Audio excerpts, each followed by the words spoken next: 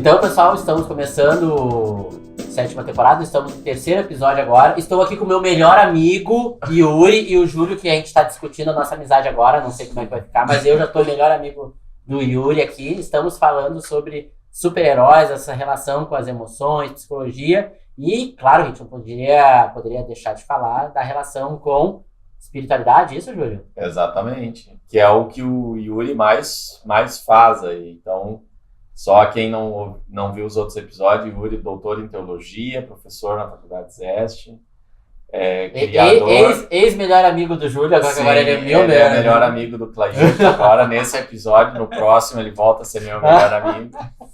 E criador do canal Pedra da Eternidade, e tem aqui realmente muito conhecimento sobre o universo dos super-heróis. É muito bom ouvir alguém que sabe tanto. E o Clair está com um pouco de inveja por isso, mas ele vai ter que lidar com isso como psicólogo. E nós queremos nessa parte, né, Clair, justamente ouvir o que o Yuri já há muito tempo faz, que é essa relação mais dos super-heróis com a teologia, com a espiritualidade. Como funciona isso? O super-herói é uma substituição da religião? É um tipo de religião? É uma forma de espiritualidade? Pois é, daí, então, a gente tem diferentes elementos, né, que estão aqui relacionados. Eu vou tentar pincelar, assim, alguns. O primeiro deles é quando a gente olha para o super-herói enquanto gênero narrativo, né, e olha para como esse personagem é constituído. Então, em vídeos anteriores, nós falamos que o super-herói é um símbolo de poder. Uhum. Então, ele tem esse elemento do poder que, no fundo, é um elemento de transcendência, de necessidade de transcendência. Pode ser autotranscendência, ninguém está julgando o tipo de transcendência, né? Eu sei que quem, às vezes, vem de uma tradição religiosa específica, sei lá, dentro do cristianismo, sempre vai entender a transcendência como um outro, né? Mas aqui não estamos necessariamente falando disso. Então, tem, num primeiro aspecto, esse ímpeto da transcendência, enquanto símbolo de poder. Dentro da sua constituição enquanto gênero narrativo, o super-herói ele surgiu embebido do contexto cultural dos Estados Unidos. E o contexto cultural dos Estados Unidos é marcadamente religioso, protestante, né? Tanto é que o sociólogo Robert Bellah vai falar de uma religião civil, de como a ideia de nação, ou como a ideia de nação está imiscuída com princípios religiosos, vamos dizer assim, né? Que vem lá dos puritanos, dos ingleses, que teve um processo de colonização e tudo mais. Então, o fato dos estadunidenses se identificarem muito, por exemplo, com essa missão em relação ao mundo, interferência mundial, né, se deve ao fato de que, ou seja, a política externa, internacional dos Estados Unidos está baseada num princípio religioso de que eles são os salvadores do mundo. Se são mesmo, a gente tem as dúvidas. Mas a ideia que está na mentalidade é essa, né? Que tem a ver com a ideia do povo eleito. Eles são o povo eleito, designado, né, para salvar o mundo. Então, tem que se curvar, vamos dizer assim, se voltar a ele para fazer parte dos eleitos de Deus. Né? Tem essa ideia do destino manifesto, que está bem calcada nessa ideia de que nós somos, então, esse movimento dos salvadores. Então, o que eu quero dizer com isso? Nós temos, num primeiro momento, a superaventura enquanto símbolo de poder em si, ele tem esse exercício religioso de transcendência, mas a ideia da religião específica, ela também está imiscuída na constituição do personagem. Pelo fato dele ter habilidades sobre-humanas, então, né? Superman não salva, sei lá, uma cidadezinha, coisa assim.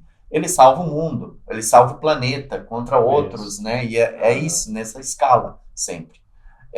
Então, que teria muito esse elemento religioso de algo transcendente, realmente, né? Você salva o mundo, você não salva só Exato. uma pessoa.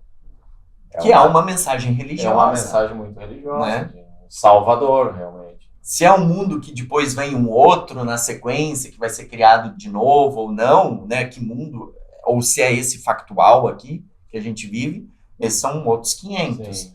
Mas, então, nós temos esses dois elementos. Aí, se a gente vai olhar para dentro da narrativa, enquanto personagem constituído, nós temos personagens que são personagens religiosos. Que, aqui no caso, poderia... Como o exemplo mais clássico é o Demolidor, né? Tem o seriado na Netflix, para quem é da vibe do audiovisual, né? Mas tem nos quadrinhos também todo um arco muito bonito do personagem, né? A mãe dele virou freira depois, né? Largou ele com o pai, então tem todo um rolo assim, e ele é um católico devoto. Isso. Né? Aí tem alguns quadrinhos que apontam o Superman como metodista, relacionado a uma família metodista. Aí nós temos, digamos assim, a ala judaica dentro do universo dos quadrinhos, né? Por exemplo, o Coisa, do Quarteto Fantástico, né? Que tem até um quadrinho em que ele faz, se não me engano, um segundo bar mitzvah. Então tem todos esses elementos representativos, mas aqui a gente está falando daí dentro de um recorte específico, que são as religiosidades, Sim. né? E representação das religiosidades. Agora, se a gente fosse ampliar o leque para uma questão de sentido, mais na vibe daquilo que a gente pode entender como espiritualidade, todo personagem ele é guiado por um senso moral. Então, esse sentido, ele é filtrado por um senso de moralidade, do dever, né, do bem, né? Sim, então, abrir mão, o altruísmo, né? Abrir mão de si para se sacrificar pela humanidade, pelo um bem maior, né? Isso aparece muito no... E aí, então, a gente tem, olhando dentro da estrutura narrativa, é o que a gente pode identificar das características em torno da espiritualidade do personagem, né? Filtrado dentro daquele contexto que ele está inserido. Agora, se a gente vai olhar para a audiência e a relação que é estabelecida com a audiência, tá, como referência, aí volta aquilo que eu mencionei nos vídeos anteriores, né? Se vocês não assistiram, voltem lá, que é a ideia do sentimento da necessidade de buscar. A gente se afeiçoa ao personagem porque a gente tem uma busca interna nossa. Uma busca por sentido, e no personagem a gente encontra isso traduzido na ideia de potência. Só que os personagens, os heróis, eles não despertam só esse tipo de busca na gente, mas de necessidade, né? Necessidade primária, mas também a necessidade de se sentir amado. E aí é engraçado porque os melhores filmes de super-heróis, aqueles que trazem a essência do heroísmo, que está todo mundo esperando agora com um novo filme do Superman que vai ser lançado ano que vem, é aquele Superman que tá aqui para as pessoas, que é um Emmanuel, um Deus presente. E esse Deus presente que está ali nessa ideia é no sentido de você olhar e dizer e perceber, e você se sentir amado, você se sentir acolhido nas histórias que ele acolhe. Por isso, assim, tem uma série, uma série de graphic novels muito legal, escrita por Alex Ross e Paul Dini. Nessas séries, vocês podem procurar, a do Capitão Marvel específico, do Shazam, para mim é um dos melhores quadrinhos de todos os tempos. Ele tá lá assim, ele tem que resolver um problema que o mago dá em relação tem uma criança que vai precisar muito dele, o mago diz isso, dá essa dica. E aí ele decide passar um dia com as crianças do hospital. E ele acompanha, tira as crianças do hospital, passeia com elas, leva no zoológico. É uma história assim. E no final ele até assiste uma criança que está com câncer terminal e falece. Esse é o sentido do heroísmo que as pessoas espelham e têm essa necessidade de se sentir amado.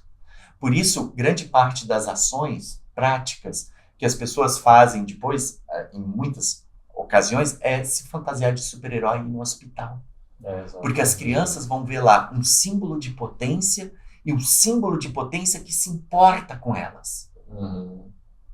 E esse é um extremamente religioso. É muito religioso. Ou tem a ver com justamente toda essa dimensão da Agora espiritualidade. eu me metendo no papinho aqui dos teólogos, né? Porque me deixaram de canto agora, porque o Júlio tá tentando recuperar a amizade com o Yuri, porque ele era meu melhor amigo, agora já tá tentando recuperar, falando os negócios aí da teologia e tal.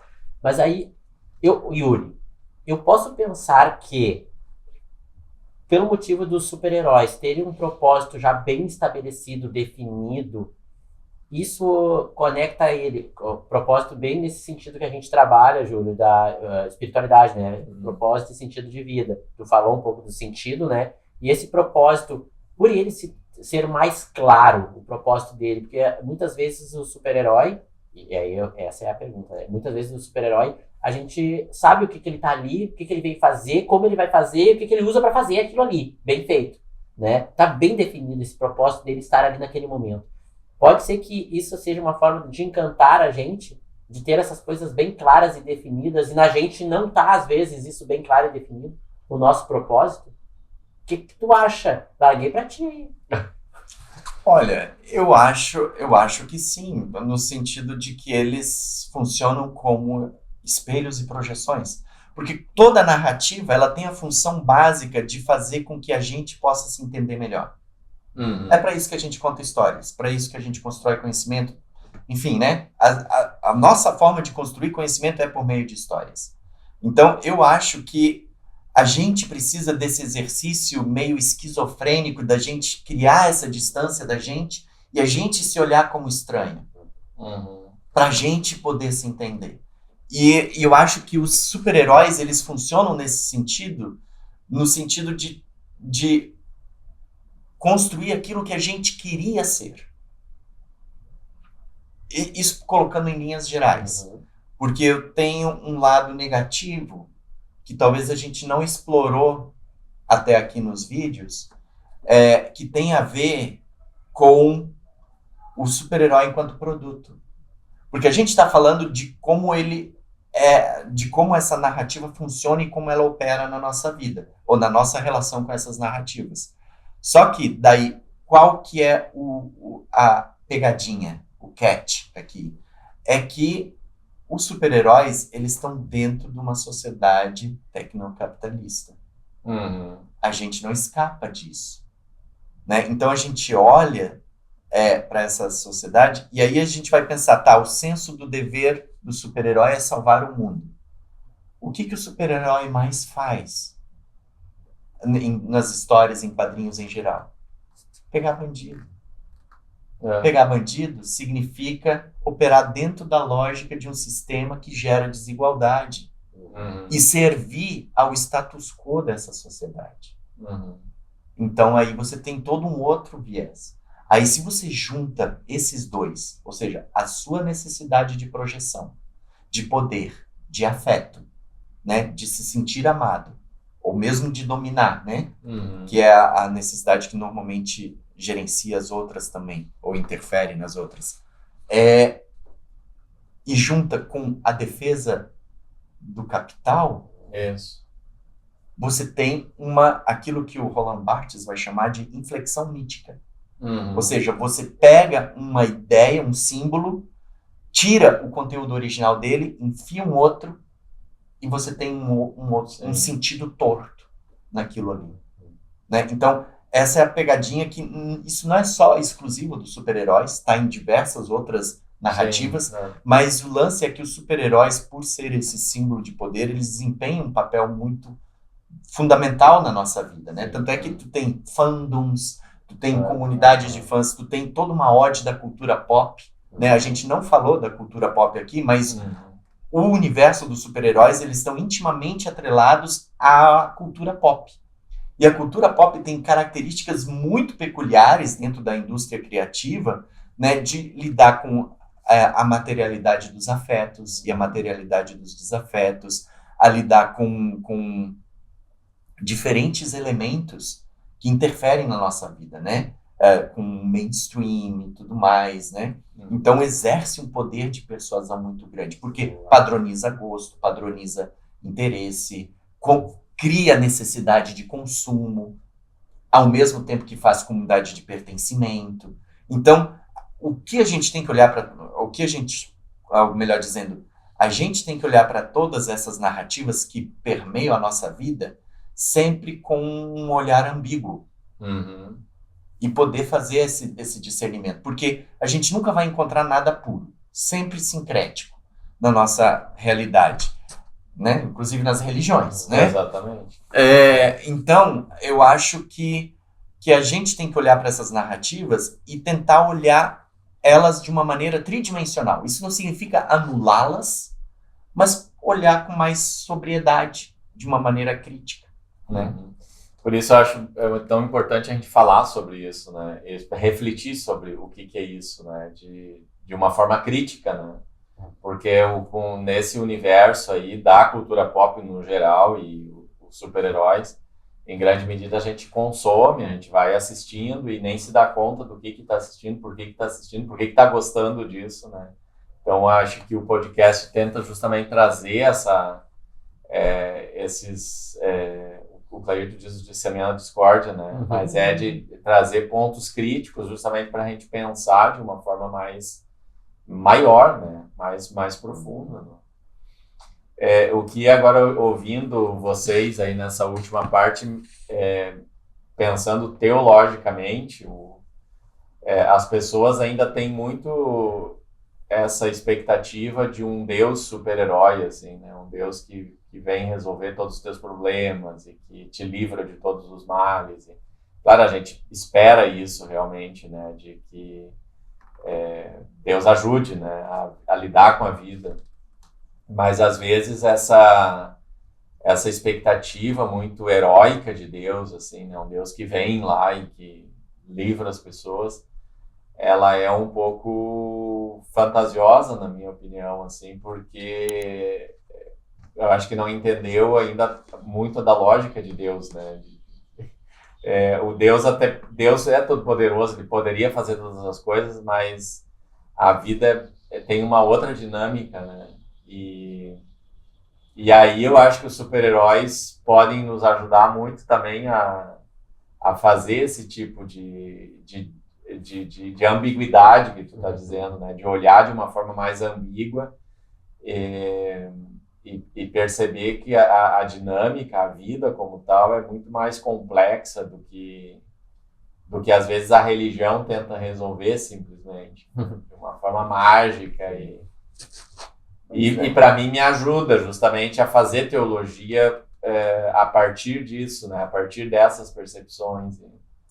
Para outras pessoas talvez não, né? Talvez preferiam muito mais essa ideia de colocar Deus quase como falamos dos mitos, né? Os mitos gregos, os deuses gregos que tinham muito esse caráter de um super-herói, né? Um Deus que ficava com raiva e jogava um raio, ou ficava apaixonado, ia lá e tinha uma relação. Às vezes eu acho que a gente transfere para a teologia cristã, de certa forma, um pouco essa visão heróica de Deus, né? E que, na minha opinião, atrapalha mais do que ajuda. Né? Segura aí. A gente já entendeu. É demais, tá? Não, mas me permite fazer um pouco de papel de advogado do diabo aqui, em termos de... Não de Deus.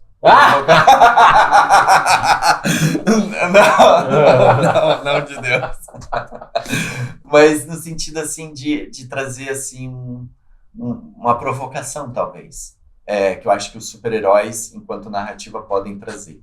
Se a gente vai olhar para a estrutura dos super-heróis, a gente quase pode dizer que não tem Deus nela. Uhum. Tem vários deuses e várias deusas, né? Mulher Maravilha é atualmente uma deusa, né?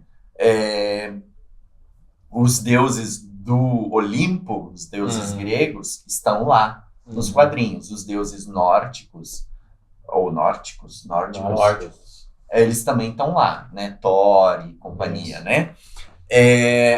Então, nós temos divindades representadas lá, né? Mas Deus mesmo não aparece. No máximo, dentro da DC, tem o espectro, que é quase que a ira de Deus, né? Representada. Mas Deus, a gente não vê, né? Então, é interessante. Por que Deus não está nessas histórias, né? Porque ele já não é um super-herói, assim, né? Uma história assim. A gente pode pensar assim, mas... E tu tem diversos deuses, divindades ali, que executam ações salvíficas, né? E aí, o que isso indica, primeiro? Que a divindade ali é limitada. Então, isso já dá uma discussão interessante para um lado. A divindade lá é limitada e a salvação é factual, momentânea. No contexto. Agora, né, é o que as pessoas precisam. E aí tem o outro lado. Não tem nenhum personagem ali que é onipotente. Nenhum deles é. Ou se tem representação de Deus nos quadrinhos, ele não é onipotente ali. Só que, por outro lado, se a gente vai olhar para a tradição cristã, e aí, por isso, nesse sentido, uma provocação, em que medida será nos discursos teológicos, nas igrejas, em que medida a gente não coloca tanto poder na mão de Deus e, ao mesmo tempo, não consegue explicar como ele age no nosso mundo hoje? E aí você desenvolve uma certa apatia em relação a Deus.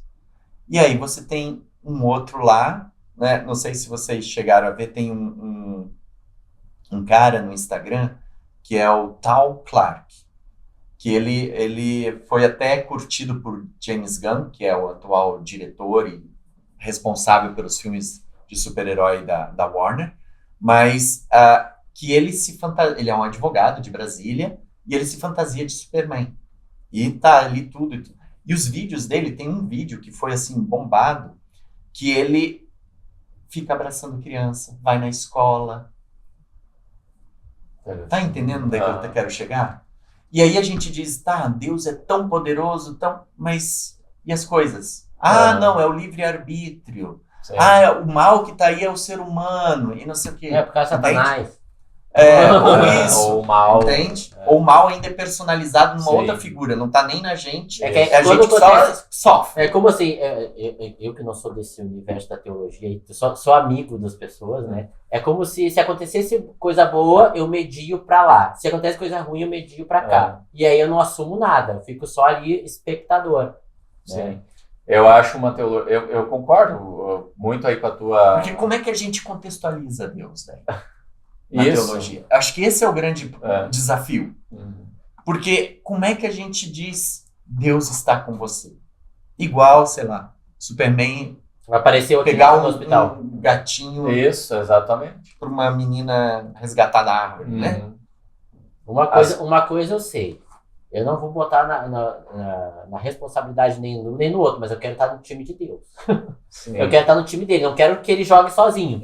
Né? Que ele vença por mim pela minha causa ou pela causa maior. Mas eu quero estar no meio ali junto do fuzuê todo ali. Né? Do time dele. Mas as coisas são muito mais concretas e não menores, por causa que naquele momento, isso que pra gente até a gente pode dizer como menor, aquilo é tudo que a pessoa precisa, né? Nesse aspecto você vai encontrar muito mais uma espiritualidade que vai fazer sentido e aí quem que é o vai te super-herói? desafiar. É a pessoa que tá te dando Exato, tá muito mais nessa relação que a pessoa vai estabelecendo com a vida e com as situações. Na espiritualidade. Exatamente. É que eu fiquei pensando no seguinte, né?